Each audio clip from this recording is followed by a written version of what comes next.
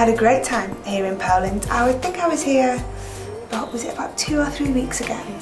And it's quite amazing that that was my first time because, you know, I've had lots of success here with the Spice Girls and now, of course, as a solo artist.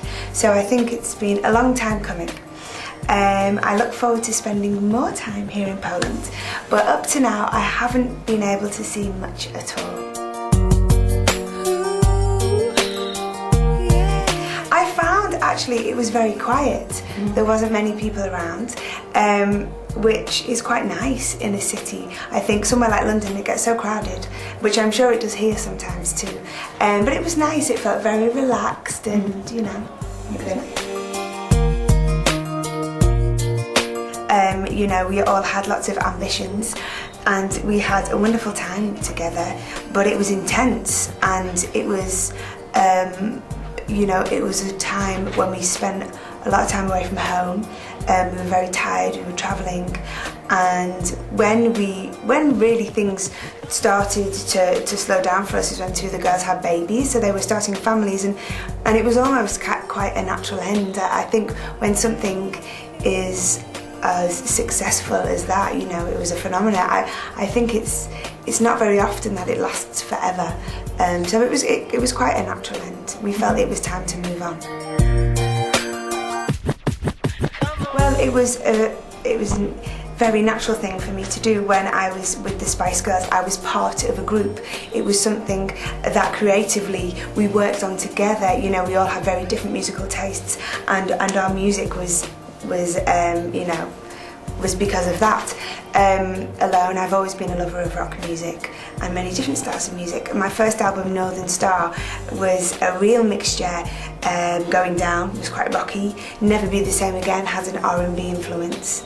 I Turn to You was a dance track. So, you know, I just had a lot of fun experimenting and doing different things.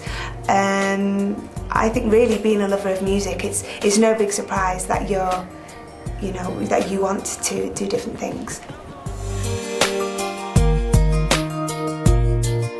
Well, the first collaboration was with Brian, and it was the first time I'd done anything out of the group, so it was very exciting. And I met him in LA. I was there performing with the girls. We were on tour, and my mum was there, and she's such a big Brian Adams fan. She loves him, and I just said, "Oh, please come and say hello to my mum." So he came over, and he was very sweet, and we stayed in touch. And when I got back to London, he called me up, and he said, "I've got this song.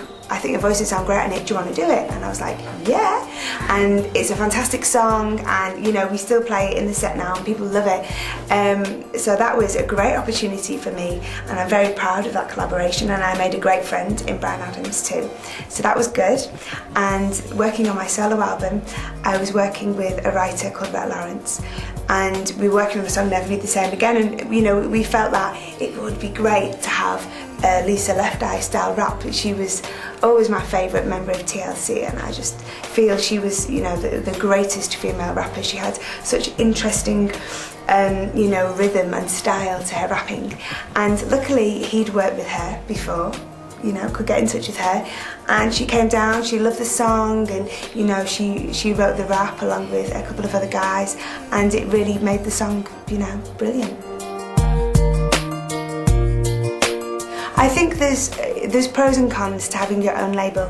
I mean, first of all, you never work for somebody. When you're signed to a label, they're working for you, you know? So you're never really working for anybody.